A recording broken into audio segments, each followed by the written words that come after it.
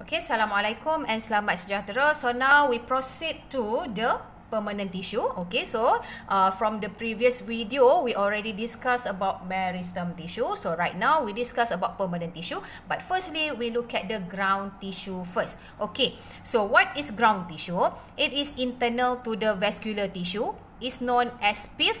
External to vascular is called as cortex. Okay, so if you look at the ground tissue, actually it has three types of ground tissue. The first one we call as parenchyma, second collenchyma, the other one we call as sclerenchyma. Okay, so for ground tissue, you have to know how to explain for each of the types of the ground tissue based on its structure, distribution and also the function. Okay, so first of all, we look at the parenchyma first. Okay, so for parenchyma, it is a type of living cell. Why it is living cell? Because it has nucleus or nucleus is present.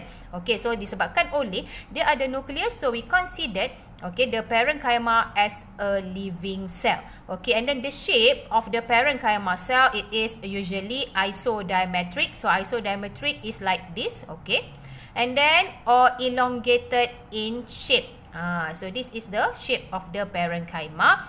And then it has thin primary cell wall. So it has primary cell wall and the cell wall is thin.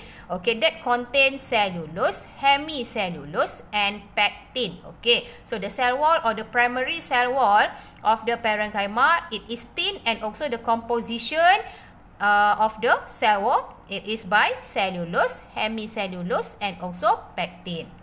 Okay, and then for parenchyma also, it has large central vacuole. So let's say if you look at the diagram, awak nampak ada large central vacuole like this. So means that this is the parenchyma cell. Okay, and then it has thin layer of cytoplasm pushed to the periphery. Okay, and then cells are loosely packed together. So you have to remember the parenchyma cell is loosely packed together. Loosely packed maksudnya susunan dia adalah tidak rapat antara satu sama lain. So since it is loosely packed, so it have large intercellular airspace. So where does the intercellular airspace is right here. Disebabkan oleh the cell is loosely packed together. Okay, so the distribution of the parenchyma is at cortex and also pith. Okay, so what is the function of the parenchyma? The first one as ground tissue of stem and also root. And then second, it will store food. Okay, and then next, large intercellular space for gases exchange. Because of what? Since the cells are loosely packed together, so it have the large intercellular space. So this large intercellular space is for gases exchange. Okay, and then some cells are modified to form other cell. For the example, epidermis, mesophyll, endodermis, and also pericycle.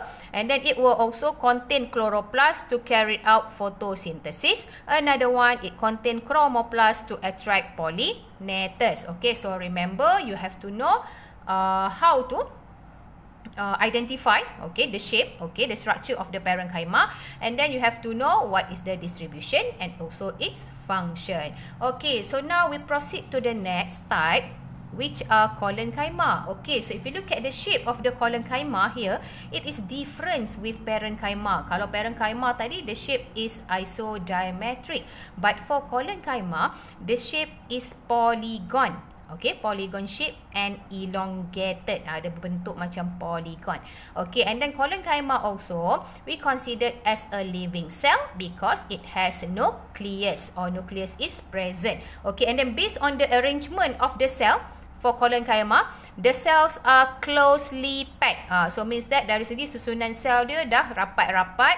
Okay, and then do not have or have little intercellular airspace. So means that for collenchyma sama ada dia ada sikit ataupun dia tak ada langsung intercellular airspace. Okay, and then the cell have unevenly thickened primary cell wall. Okay, so what is the meaning of unevenly thickened? So kalau awak tengok based on the thickness of the Collenchyma cell here unevenly tu maksudnya dia tak sekata. Sebab apa? Kalau awak tengok dekat sini, especially at their corner. Sebab dekat bahagian corner ni dia adalah lebih tebal compare dengan bahagian yang lain. So ni yang kita katakan sebagai cells have unevenly thickened primary cell wall. Okay, especially at their corner. So means that kalau untuk Collenchyma pun dia ada primary cell wall lah. Okay, and then the cell wall sama macam Parenchyma tadi. Its composition is cellulose, hemicellulose and also pectin. Okay, so the distribution of the Collenchyma is below epidermis at the midribs of leaf. Midrib tu maksudnya dekat bahagian tengah daun. Okay, and also the leaf petioles or stalk. Okay, so the function of the Collenchyma, it will provide flexible, okay, support for young parts of plant. Okay, so means that the keywords here, it will provide flexible support to what? To the young parts of plant. Young parts in this case is shoot, stem, leaf and also root. Or it will give flexible support to the herbaceous plant or non-woody plant. Maksudnya dia lebih kepada kita kata pokok yang bukan, dia adalah non-woody lah. Okay. And then next, we look at the next types of the ground tissue, which are Sclerenchyma. Okay, so if you look at the Sclerenchyma, dia adalah berbeza kalau kita nak compare dengan Collenchyma and also Parenchyma. Because of what? For Sclerenchyma, it has thick secondary cell wall containing lignin. Kalau untuk Parenchyma dan juga Collenchyma, dia cuma ada primary cell wall sahaja. Tetapi kalau untuk Sclerenchyma, it has thick secondary cell wall containing lignin. Dia ada dua-dua lah. Dia ada primary dan juga secondary cell wall. Tapi kalau untuk Parenchyma dengan Collenchyma, dia cuma ada primary cell wall sahaja.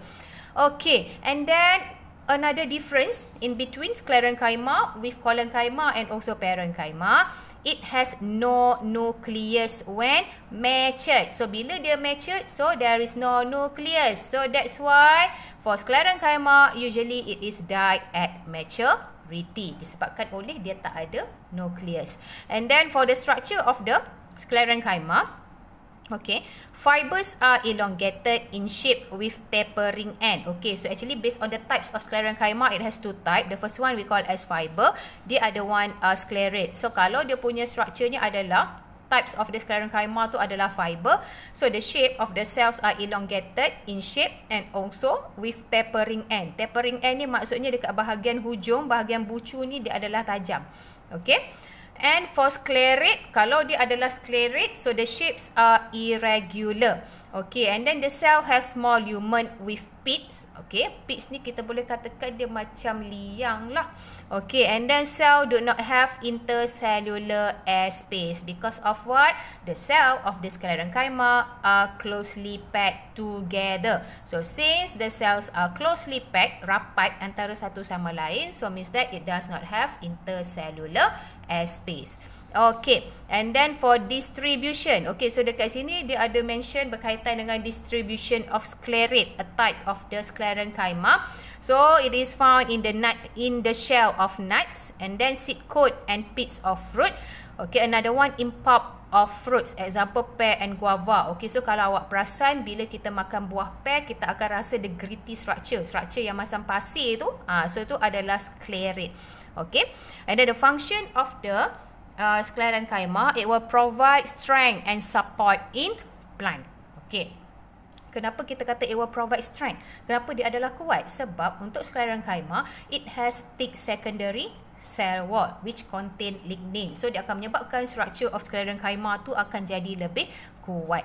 Okay, so kalau kita go through the types of Sclerenchyma, macam yang saya dah mention tadi, ada dua, fiber and also sclerate.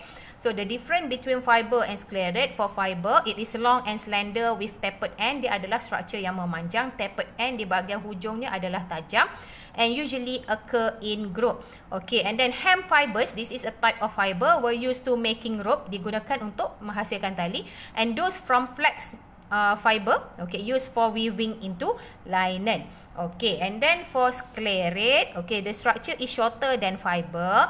Okay, and then the shape is irregular shape. Okay, so the sclerate will give hardness to nutshell. Okay, yang menyebabkan kita kata nutshell tu structure dia adalah kuat disebabkan oleh sclerate.